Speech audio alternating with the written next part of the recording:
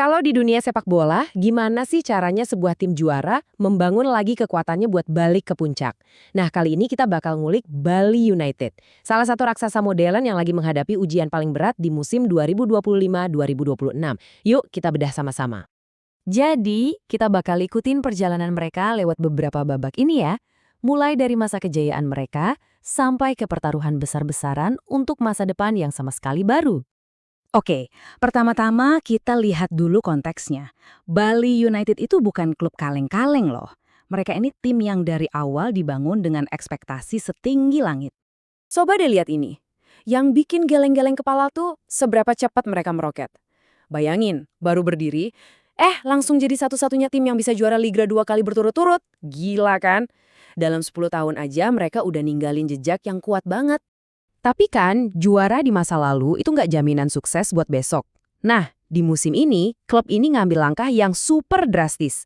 Salah satu perombakan terbesar sepanjang sejarah mereka mungkin. Kita lihat yuk, segila apa perubahannya? 14.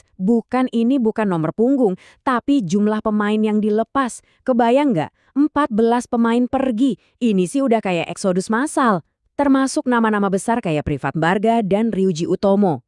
Terus buat gantiin yang 14 tadi, mereka datangin 8 muka baru. 8! Ini benar-benar transformasi total skuadnya. Sebuah pertaruhan besar buat mulai lagi dari nol. Nah, rekrutan barunya ini isinya talenta-talenta internasional. Tapi semua mata, beneran semua mata, itu ngeliatin satu nama, Jens Reven. Umurnya baru 19 tahun, tapi udah digadang-gadang jadi masa depan lini serang mereka. Jadi intinya apa? Ini bukan sekedar ganti pemain, ini benar-benar ganti generasi. Oke, ambisi sebuah klub itu kan gak cuma dilihat dari permainan di lapangan ya, tapi juga dari rumahnya, dari fondasinya.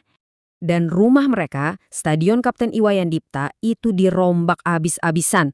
Benar-benar naik kelas jadi standar FIFA. Coba lihat, ada ruang ganti baru, lengkap sama area pijat dan kolam es, lapangan latihan indoor, ruang media baru, lampu stadion super terang, ini semua tuh sinyal keras. Bali United punya mimpi buat main di panggung dunia. Pemain baru, tentu aja strateginya juga harus baru. Nah, arsitek di balik semua ini adalah pelatih asal Belanda, Johnny Jensen. Jadi, filosofinya Jensen ini simpel tapi rumit. Sepak bola dinamis. Maksudnya apa? Sederhananya, lupakan formasi kaku. Pemain harus bisa ganti peran dan posisi kapan aja di tengah pertandingan. Benar-benar fleksibel dan nggak bisa ditebak. Ini pendekatan yang modern banget. Jensen sendiri bilang, bagi saya yang terpenting adalah sepak bola itu dinamis. Nah, ini kunci dari semua taktiknya. Di atas kertas, mungkin mereka pakai 4-3-3. Tapi pas di lapangan, wah itu bisa berubah-ubah terus. Bayangin aja. Bek sayap tiba-tiba udah ada di depan jadi penyerang sayap, atau gelandang bertahan mundur jadi bek tengah.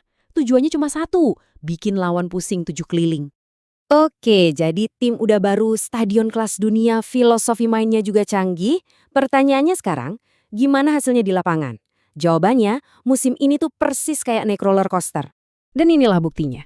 Lihat deh polanya. Kadang mereka bisa menang besar, skornya 4-3, 3-0, bikin kita mikir, wah ini dia timnya.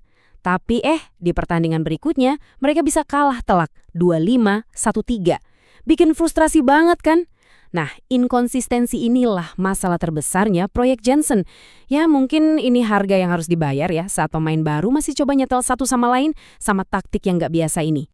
Nah, dengan hasil yang naik turun kayak gitu, bursa transfer tengah musim jadi momen krusial. Semua orang nunggu, apa yang bakal dilakuin manajemen? Bakal panik beli pemain nggak? Dan ternyata jawabannya cuma 3. Ya, cuma 3 pemain baru yang mereka datengin. Di tengah kondisi yang lagi goyang, langkah ini kelihatan adem ayem banget. Cuma nambahin TP Yashida, Diego Campos, dan Yusuf Mailana. Artinya, apa? Ini bukan panic buying. Sama sekali bukan. Justru, ini tuh sinyal kuat dari manajemen. Mereka seolah bilang, kami percaya sama skuad yang ada sekarang. Kami percaya sama proses dan visi jangka panjang pelatih. Dan walaupun cuma nambah sedikit pemain, dampaknya lumayan loh. Nilai pasar skuad mereka langsung meroket, nembus angka 100 miliar rupiah. Bahkan, 3 pemain mereka sekarang masuk ke daftar 10 pemain paling mahal di liga. Jadi secara kualitas, mereka jelas nambah kekuatan. Semua ini akhirnya ngebawa kita ke satu pertanyaan besar, pertanyaan pamungkas. Dengan skuad yang dirombak total dan filosofi main yang super berani, Bali United ini ibaratnya udah all in. Mereka udah mempertaruhkan segalanya. Nah, sekarang sisa musim inilah yang bakal jadi jawabannya. Apakah pertaruhan besar ini bakal membawa mereka balik ke tahta juara atau justru sebaliknya?